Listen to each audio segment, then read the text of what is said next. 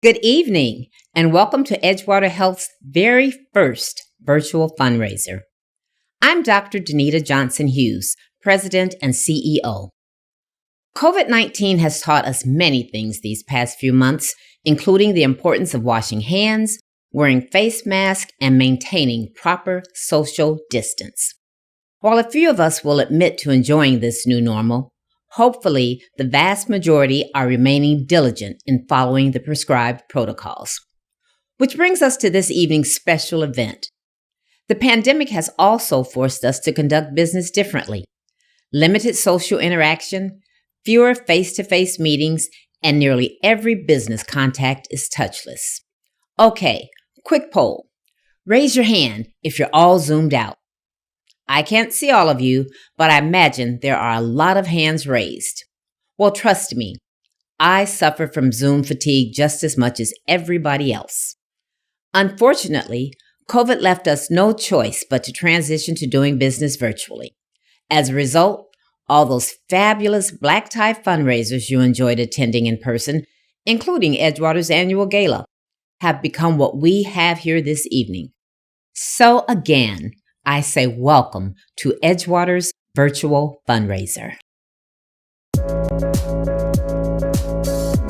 During these difficult times, Edgewater's got your back. With touchless temperature checks and free face masks if you left yours at home. Plus touchless registration for your convenience and safety. Is it too late to make a telehealth appointment? Absolutely not. We've got your back. Now that's what I call touchless.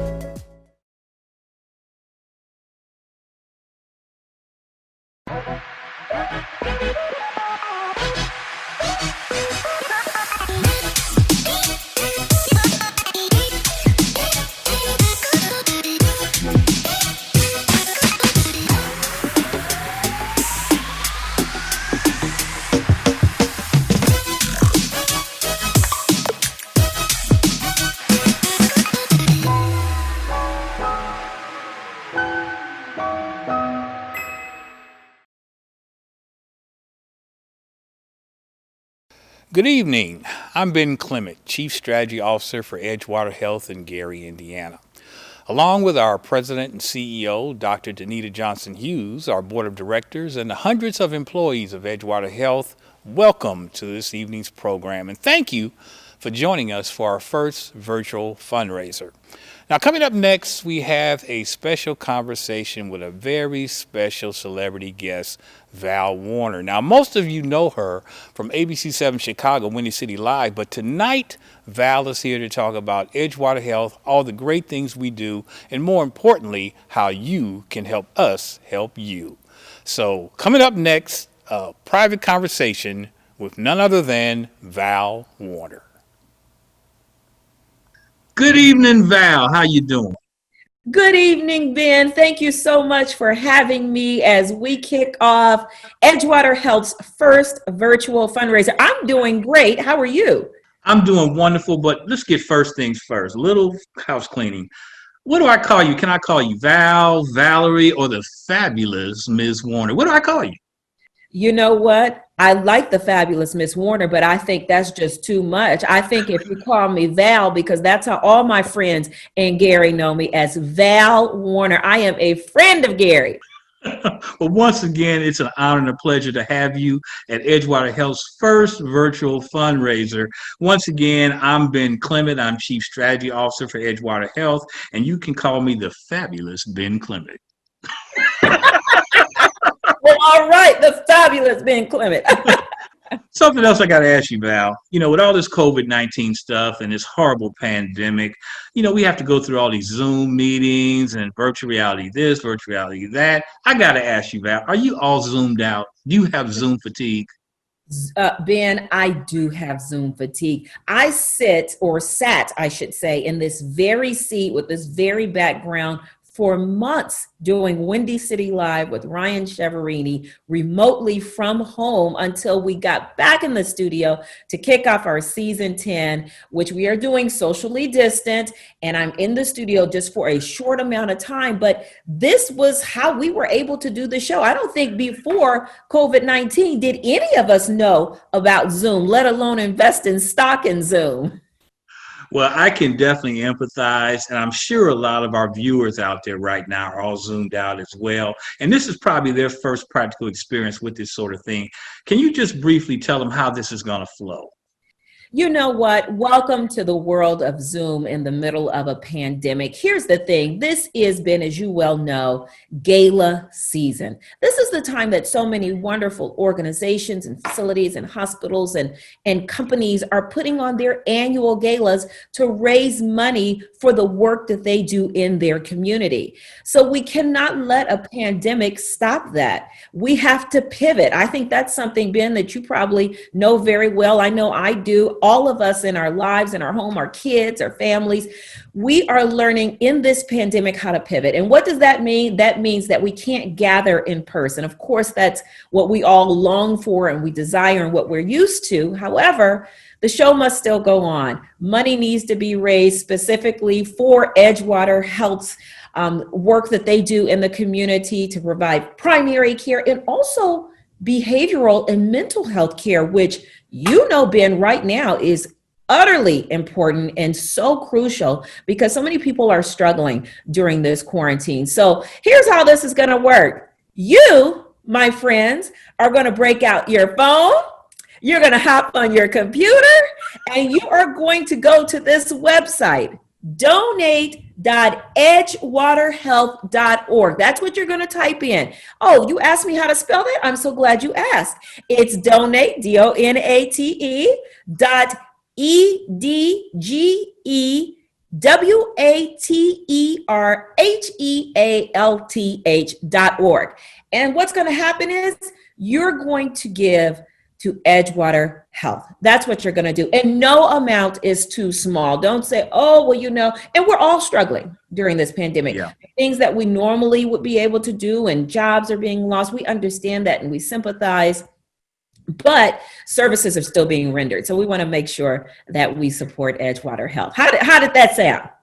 Pretty good for your first time, Val. Ben, like you, this is not my first rodeo. Listen, it's a tough time. It's a tough time. But what Edgewater Health is still doing in the middle of a pandemic is vital. It's vital to the, I was going to say the growth of the community, just the stabilization of the community. We need these services. And I touched on it. I'm sure we can expound on that a little bit more. But right now, the mental health of so many is really taking a blow. And so we need those facilities and doctors and nurses in place to be able to really check on us mentally. Well, I got to ask you, Val, and not to get too personal, but has this COVID stuff affected you personally? Do you have anybody in your personal circle who's been personally affected by it? Oh, yes.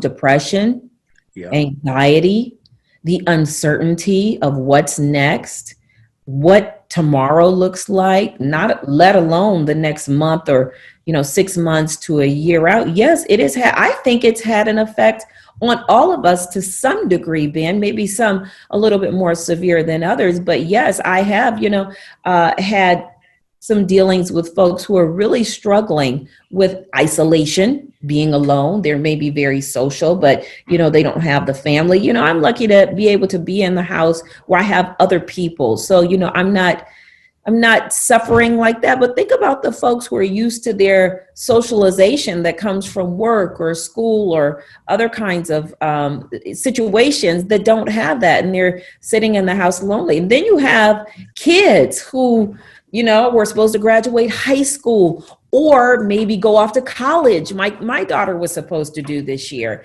for her freshman year. That's tough to deal with, where now you're forced to do your classes, like you mentioned, Zoom fatigue, remotely in front of a screen and sit there all day. I feel for the babies who can't go to school and do what they normally have and learn like they're normally used to learning. So yeah, it's definitely taken its toll.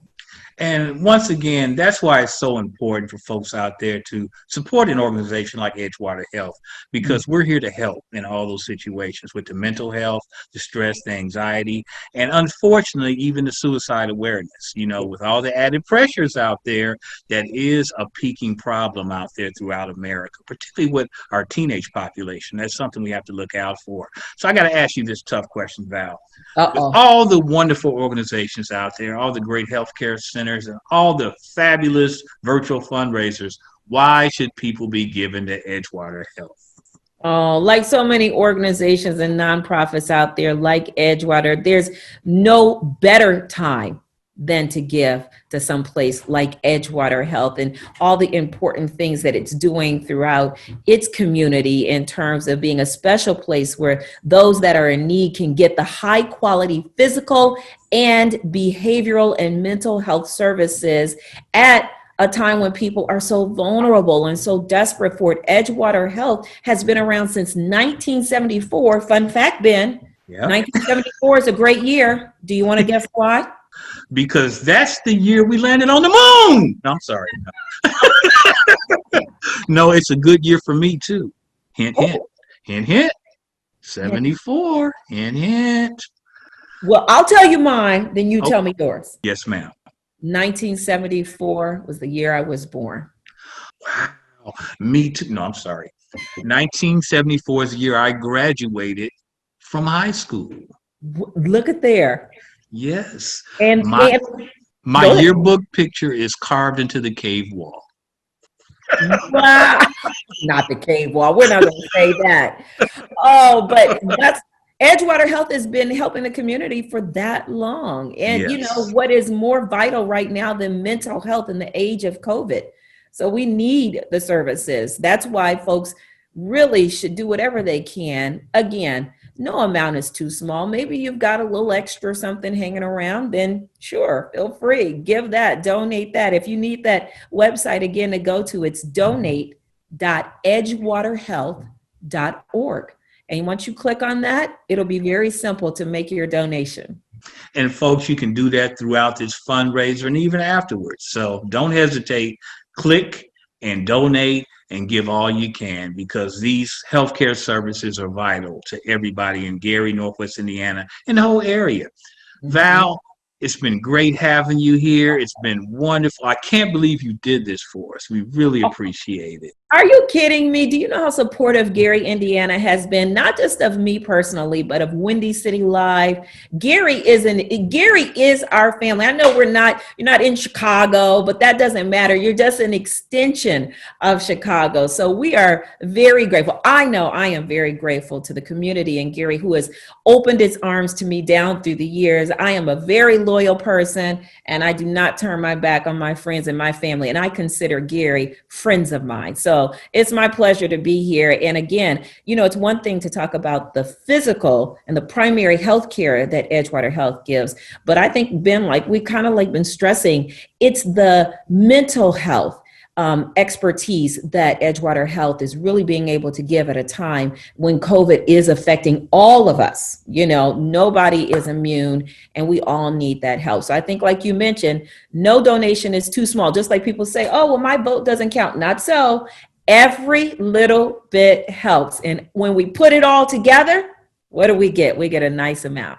Absolutely. Absolutely. And thanks for reminding folks how they can give. But before we get out of here, we got a special treat for all of our viewers. What's coming up next? Oh, this production here, this is going to be goners. You're going to get to see a screening of a project that's put together by my dear friend. I know everybody in Gary is my friend, but I call him my bro. We're talking about Mark Spencer. He produced and directed Goners. This is about teenage suicide, something that we've been talking about. And Ben, I don't know if you want to expand on it a little bit more, but I know Mark is so talented, and anything he puts his hand on is good stuff. Absolutely. Folks, you're going to enjoy this movie. Even though it's about suicide, it's very informative, but it's very entertaining at the same time. You're going to enjoy it. But stick around, because after the movie, there's more virtual fundraiser from Edgewater Health. Val, I cannot thank you enough. And as I depart, may just one more time introduce you as the fabulous Ms. Warner. I'll take it. Enjoy the movie. Thank you so much, Val. Really appreciate you having here on the virtual fundraiser. Thank you. Take care. All right. You guys, all the best to you. Nice doing this with you, Ben.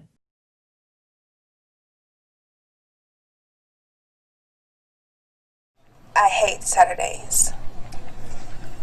I know that sounds weird since everyone lives for the weekend. I used to look forward to it too until, well, you know. I used to have trouble getting to sleep Friday nights because I was so excited about Saturday mornings.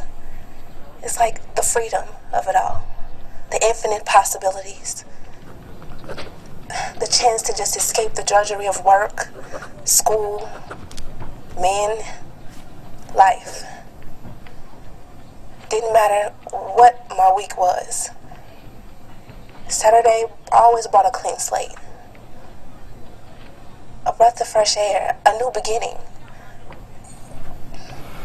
Saturdays always gave me a chance to just clear my mind, cleanse my soul, spread my wings and be free. Now all I do is I just sit there on Saturday mornings and stare at a wall or a TV screen. Cartoons aren't even funny anymore. They're just boring, pointless, sad. Is that why you cut yourself? Because you were bored? Weren't you listening? I did it because of Saturday. Saturdays made me do it.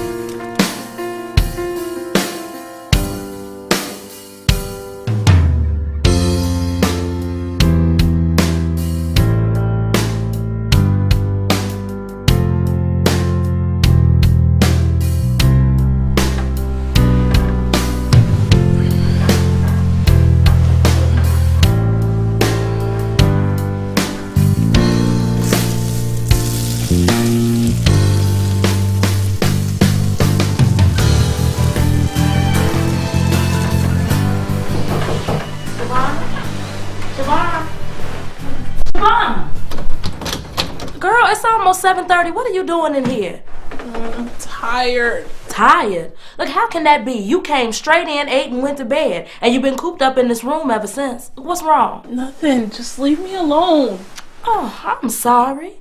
What was I thinking?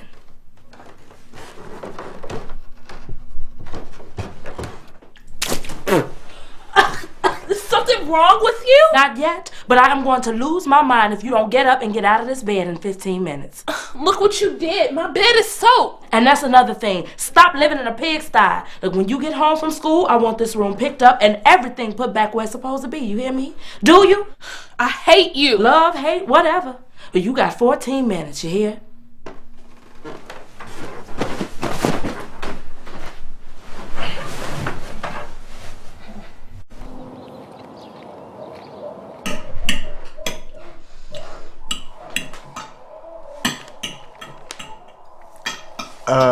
You done beat them eggs once already. I think any more would constitute abuse.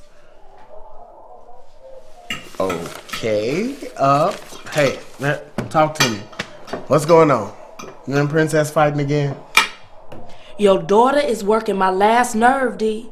You know she overslept again. The third time this week. But she claims she's tired. It could be. You know, she's carrying quite a load with those college prep courses, her extracurricular activities, and she's holding down a job. Look, stop babying her, Darnell. She's just doing what it takes to get into a good school and make something of herself. I know you don't want to land around here on welfare or having a bunch of babies. God forbid swinging on a stripper pole. Oh, now, come on. Don't be ridiculous, Sharon. No child of ours would ever do that. Of course not. Do you know why?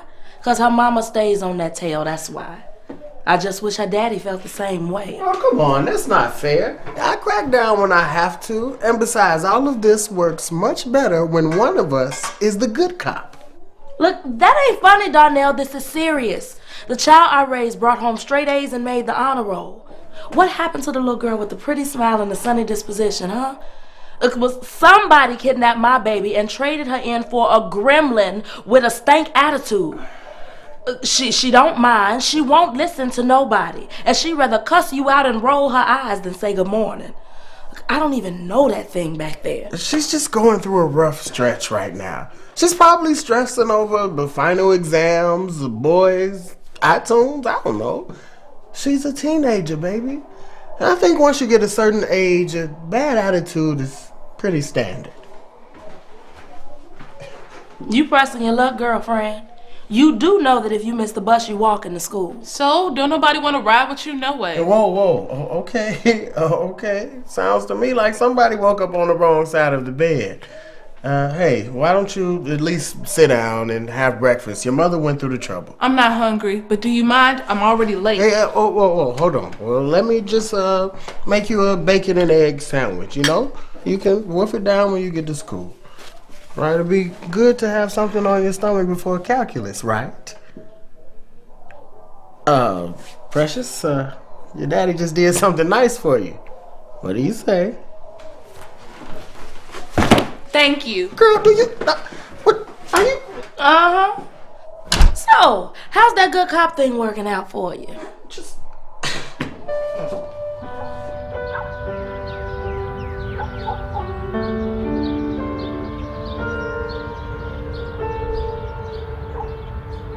The patient's mood swings are painfully obvious throughout the course of the session. She goes from Little Miss Sunshine to the next, the Wicked Witch of the North. I kid you not, she starts off talking about these cute little Siberian husky puppies her uncle bought her when she was 4 years old. And just like that, her whole demeanor changes. She's cussing, spitting, ranting, raving about drowning these cute little puppies in a vat of Clorox. Did you explore any association with the uncle? Maybe there's a history of abuse. That was my first thought, but nothing shows up on file. And that's what's so frustrating about this case. Other than the intense mood swings, there's no clear-cut indicators or suicidal tendencies. No anxiety to speak of, no purposelessness or hopelessness, no reckless acts or overt anger. In fact, she even tests clean for alcohol and drugs. Still, if your intuition says suicide, we can't be too careful. Keep digging. And not just in that bag either, fella. What you got in there anyway? Tofu? Yeah, cucumber sandwiches. Gad, that as icky as it sounds? Yeah, hard on the lips, easy on the hips. Please don't tell me you learned that in med school. No, that's her thing. This is what I want to show you. Notice the change in posture? Now, looks like a defense mechanism, doesn't it? I just sit there. I don't know. Just run it back to be sure. Or a TV screen. Folded arms, the hunched shoulders, the bowed head, furrowed brow are all clear indicators of withdrawal. That may be true, but what are we measuring against? Is there any evidence to show a definitive change in attitude or behavior? According to friends and family, the patient is normally social and interactive. You know, the proverbial life of the party. Lately, she's become more sullen and introverted. Of course, an attitudinal shift alone isn't enough of a red flag.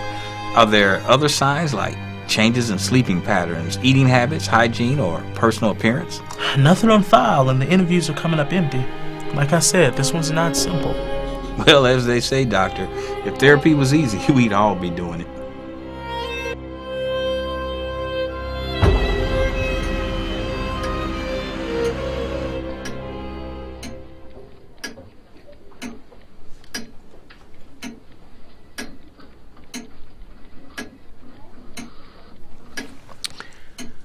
Peanut brittle.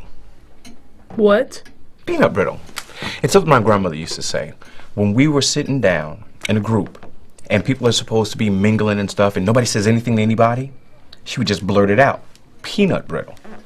Then we'd all just crack up. Pretty soon we're just laughing and chattering away, and there you go. So I say again, peanut brittle. That's stupid. You know, staring at that floor is not going to get you out of here any sooner. Why don't you just tell me what's going on? Nothing. Well, it's got to be something. Your grades are slipping. You're falling asleep in class. What's going on with you? Problems at home? Boyfriend troubles?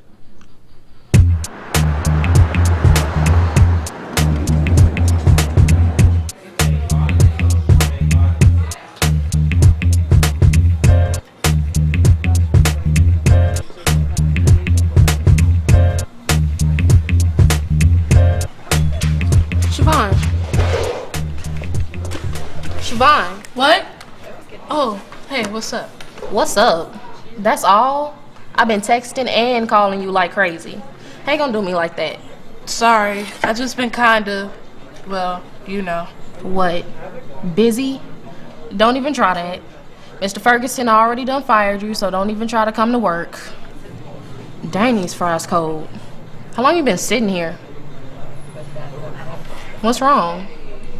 I've been calling, texting. You don't go to school like you used to. What's so different? I don't know, Opal. I honestly don't know. It just seems like I be mad all the time. And when I'm not mad, it feels like I just don't care. Don't care about school, don't care about clothes, what's for dinner. I don't care about nothing no more. Just seems like all the color out of life has been drained, you know? Not really. Sounds like you could use some Dr. Phil. Shut up. Here come your boyfriend. What's up, Scrub? Why you ain't tell nobody I was going to lunch? She ain't gotta report to you. We grown. Right. Little kids' tables over there. Can't stand you, Trayvon. But you seeing this fool anyway. Hey, chick. It's the swag. Winning. You don't have any swag, and I'd rather have herpes than hang around you. Nah, so that's why you ain't got nobody. Makes sense. You know what? I'm out of here. Text me or something later, you know, so we can talk. Hey. Deuces. Whatever. Yo, I think your girl like me. You better keep an eye on her. So what's been going on with you, sweetness? Why you all quiet and stuff? You know why. What? The picture? I can't believe you're still worried about that, man. It was more than one, Trayvon. I mean, I was in my underwear. You said you'd get rid of them. I did. I mean, I will. Trey. Look, I'm serious. I'm gonna delete every last one of them. As soon as I'm done looking at it. Those pictures are nasty. I shouldn't have let you take them in the first place. They make it seem like well, people might get the wrong idea, that's all. How? I'm the only one that's gonna see them. It ain't like I'm gonna put it on YouTube or Facebook or something. Don't even play like that, Trey. I would kill myself. Look, I need you to calm down. Quit being so dramatic. Like I said, it's just between you and me, okay? We cool? Siobhan. Get rid of those pictures, Trey. I'm not gonna tell you no more.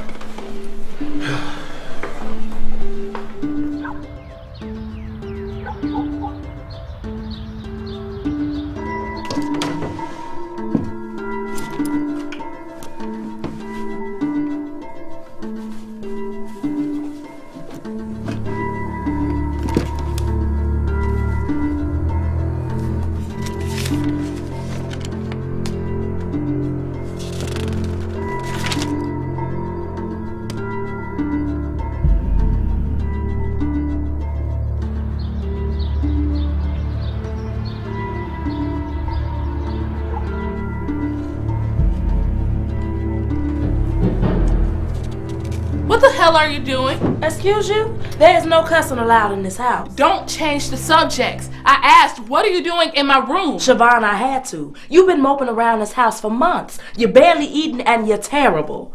And when was the last time you combed that head? What does it matter? It's mine, and so is this. Look, I don't know what's going on with you.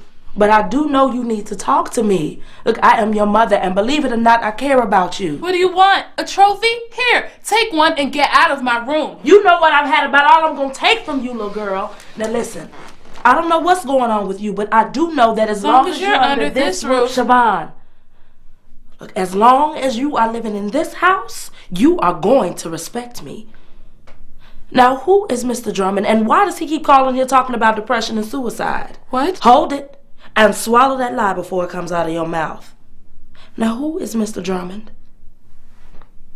Guidance counselor at school. He ain't nobody. Maybe so. But what's giving him the idea that you're trying to hurt yourself? I don't know. Ask him. I'm asking you. Look, I wasn't even in his office for that long. We just talked about grades and homework and peanut brittle. He talked, I listened, and then I left and went back to class. That's all. End of story. Mm-hmm. Yeah, well, you going to the doctor. What for? Either you crazy or pregnant or both. Either way, you going to the doctor. Hey, what's going on in here? Why don't you ask your daughter? She's the one sleeping around, skipping school, and acting crazy. Sleeping around? Don't listen to her, Daddy. She is lying. Oh, really? Am I your school call today? Oh, and it's all in your diary. The ditching and the dope stuff and the little stuff with your boyfriend. Oh, it's all there. Yeah, go ahead. It's all there. It's all there. Read it for yourself. No, don't you dare read it. That is my business, my personal business, and I'd appreciate it if you stay out of it. Okay, Sharon, listen. No, Darnell, you stay out of this. Look, you going to the doctor first thing in the morning. You hear? I don't care what you say. You going. Oh. Okay.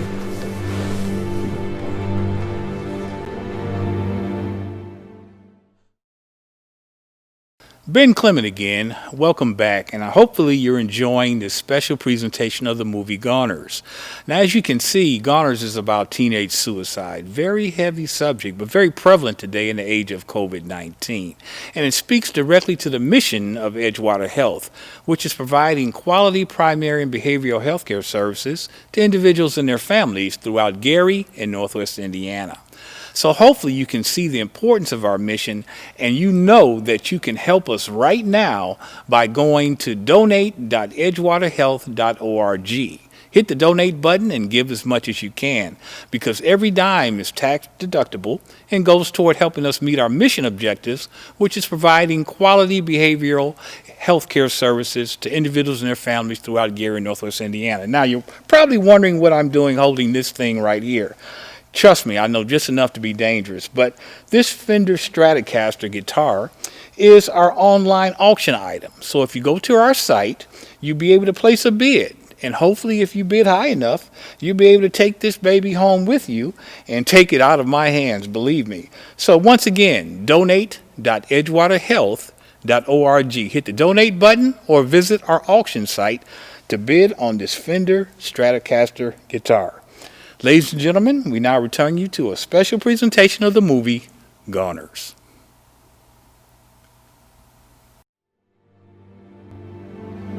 Girl, can you believe my mom is making me see this doctor?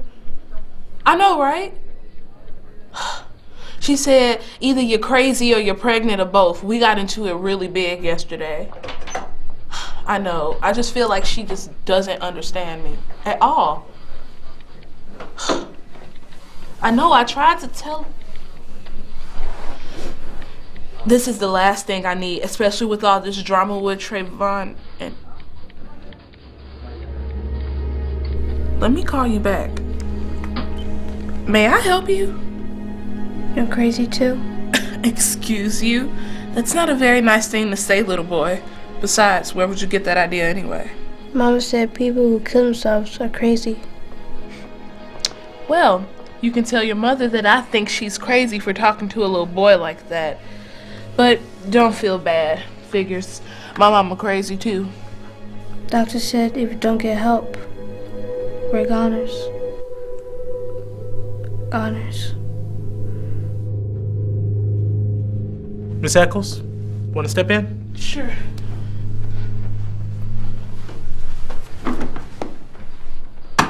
Have a seat. What's wrong with that little boy outside doing that to his arms? Who, Simeon? Let's just talk about you. You mind? Helps an old guy like me remember what we talked about in the session. Please, you don't look much older than me. Looks can be deceiving. So, what brings you here today? Nothing. Just my mama tripping more than usual.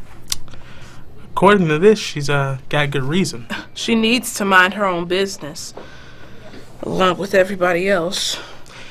According to this, you used to be a straight-A student, scholarships, the whole 9 yards. What happened? You have the file. You tell me. Okay. 6 months ago, the patient started being late to school, and recently she's been going to sleep and skipping class altogether. So what changed? Just got tired, bored, or you just like the prospect of bagging cheeseburgers and fries for the rest of your life? Maybe I'll run away and join the circus. That's funny. Unfortunately, there's nothing funny about suicide. Why does everyone keep talking about suicide? I've never even mentioned it. Maybe not outright, but you're displaying a lot of troubling symptoms. Withdrawal? Just don't want to be bothered. Mood swings? Everybody has ups and downs. Anxiety? Doctors make me nervous, so what? Okay, reckless anger. Look, if you had my mother, you'd be pissed all the time, too.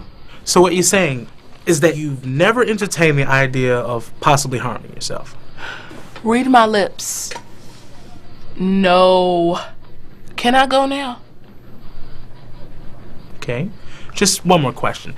Do you know what ideation is? Ida what? Ideation. It's when someone displays acute risk of suicidal behavior. Let's say someone, and it can be anyone, starts talking about harming themselves. It doesn't have to be that overt. Maybe they could start dropping hints or talking about the possibility of them not being around. Maybe they start purchasing knives or pills or other items to ease the pain.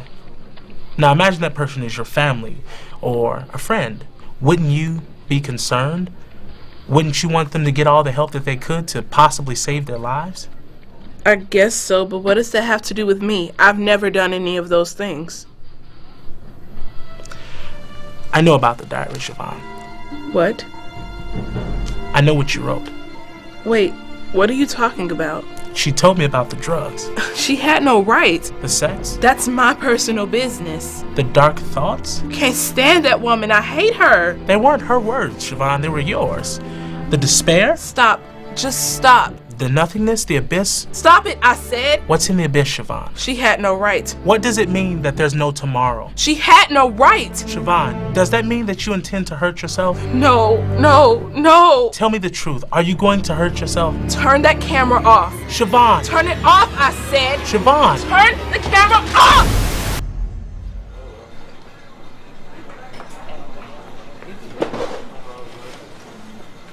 Vaughn?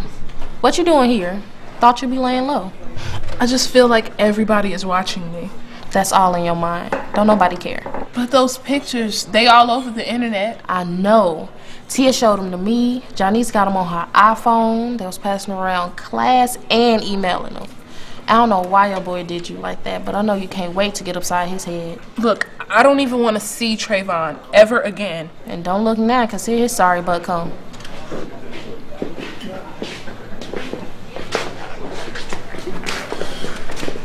I know he didn't. Oh, the slap. No, Opal, please, just let it go, okay? But he can't do you like that and get away with it. It's not right. Really, it's okay. No, it's not. You hear me, Trayvon Greer? You gonna get yours. Opal, please, sit down. You're making a scene. I don't care. What's going on? That's the girl from YouTube. Yeah, that's her. Wait, what y'all looking at? Y'all need to mind y'all business. No, no, no, this is not happening. I just wish that I was dead.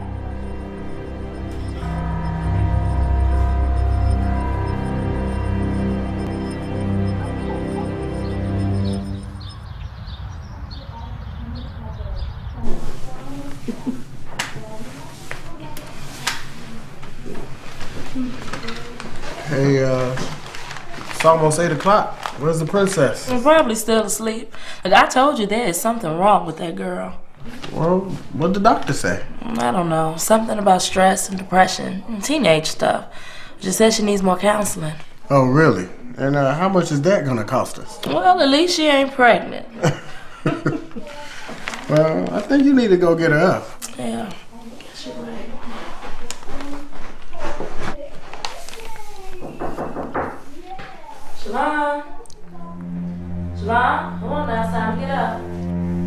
Javon. Oh my God! Oh! Baby?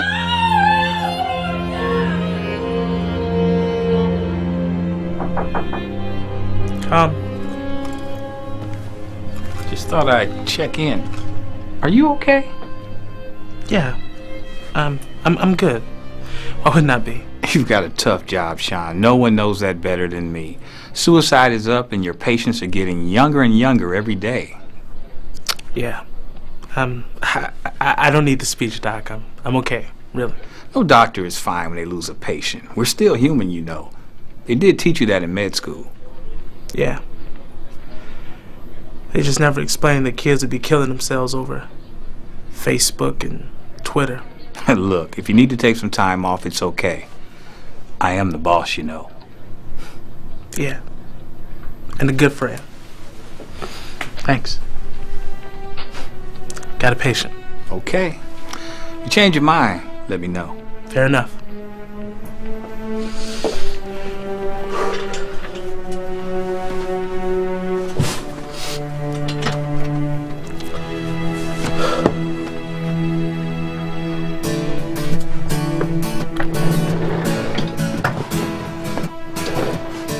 So, what's it gonna be? Peanut brittle? Can we talk about Simeon now? Okay.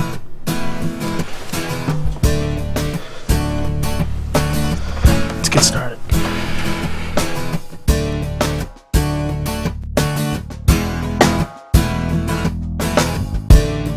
Indiana's suicide rate has been higher than the national average since 1999. Suicide is the third leading cause of death in Indiana for youth between the ages of 10 and 14. It is the second leading cause of death for those between the ages of 15 and 24. Indiana students are more likely to seriously consider attempting suicide and actually attempting suicide in comparison to all U.S. students. 55,000 youth in Indiana are thinking of suicide in any 2-week period. Nearly 1 in 7 made a suicide plan. More than 1 out of every 6 students seriously considered attempting suicide. However, suicide is preventable. Most suicidal people desperately want to live, and they are just unable to see alternatives to their problems.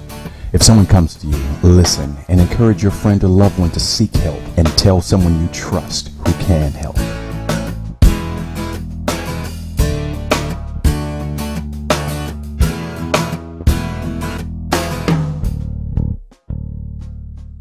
Hopefully you enjoyed that special screening of the movie Goners, and it gives you more insight into the importance of what we do at Edgewater Health, which is bringing quality primary and behavioral health care services to individuals and their families in Gary and Northwest Indiana. Once again, folks, if you're enjoying what you're seeing here tonight, please take an opportunity to donate, to support what we do, and to help us meet our mission at Edgewater Health. Just visit donate.edgewaterhealth.org, hit the donate button, and please give graciously. We really appreciate all you're doing for us. Coming up next, a few words from our board president, Attorney Jerome Ezel. Good evening.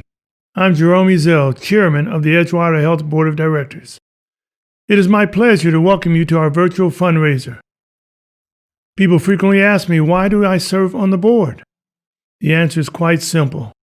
Edgewater Health has been providing quality physical and behavioral health care services to those most in need in Northwest Indiana for nearly 50 years. Edgewater has been here for people with mental health challenges, drug and alcohol dependency, bouts of depression, thoughts of suicide, and virtually every sickness, disease, and injury you can think of. That's an awesome responsibility and a worthy mission. The least I can do is support it. I'm sure my fellow board members feel the same, and hopefully so do you. How can you help? Simply by following the link at the bottom of the screen to our donor site and giving whatever you can to ensure those in need get the health care they deserve. So please, follow the link and donate. Thanks again for joining us tonight, and thank you especially for your generous support.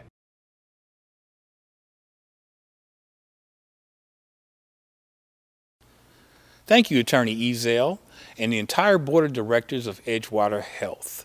health disparities definitely are affecting communities of color disproportionately more than the population at large.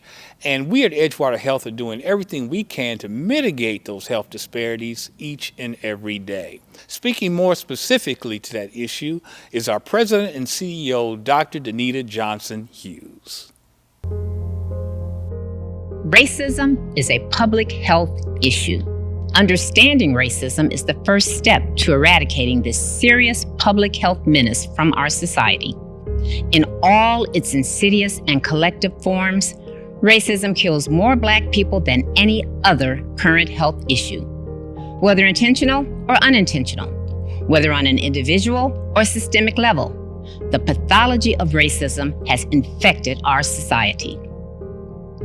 On an individual level, it may be evident in our behaviors, actions, and beliefs. Institutionally, it is evident in the commonly accepted policies and practices that serve to marginalize whole populations of people, such as discriminatory housing and unfair lending practices, poorly funded schools, or disparate health care access. Why is racism considered a public health issue? The CDC defines the social determinants of health as the conditions in which people are born, grow, live, work, and age. These conditions are shaped by the distribution of money, power, and resources. Health equity is achieved when every person has the opportunity to attain full health potential, and no one is disadvantaged from achieving this potential because of social position or other socially determined circumstances. Racism is a physical, mental, and social health affliction. It leads to chronic stress, anxiety, and depression, especially among Black people. These conditions often cause hypertension, heart disease, and other illnesses that, if left untreated, can lead to untimely death. Do your part to end racism and health disparities. Engage policymakers and key stakeholders at all levels. Encourage them to understand the needs across vulnerable populations and to align and position programs to address community needs. Be the change that you want to see. It's up to all of us to secure a happier, healthier, more just future for all people.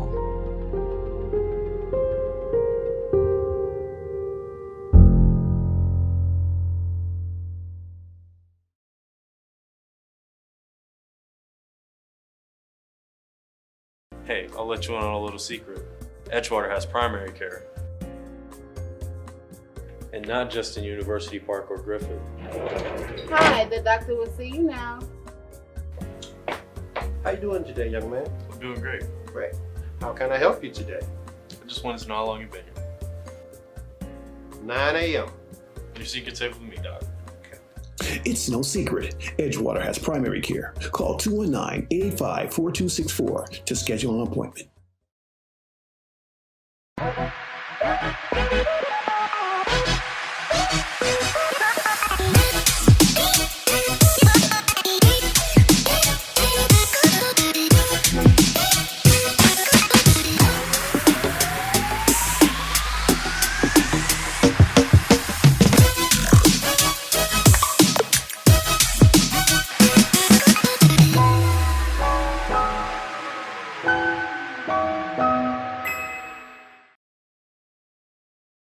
Thank you for joining us for Edgewater Health's first virtual fundraiser.